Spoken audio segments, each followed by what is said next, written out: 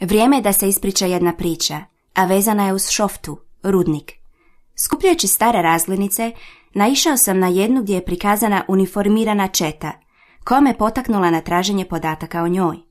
Zanimalo me kakva je to četa, obučena od tako lijepe svečane odore, a bez oružja.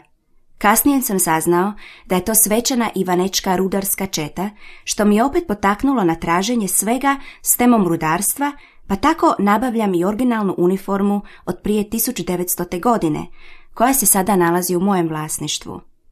Tako otkrivajući niz zanimljivih detalja, stalno mi je dolazila misao kako bi bilo lijepo da se u današnje vrijeme obnovi i osnuje takva četa.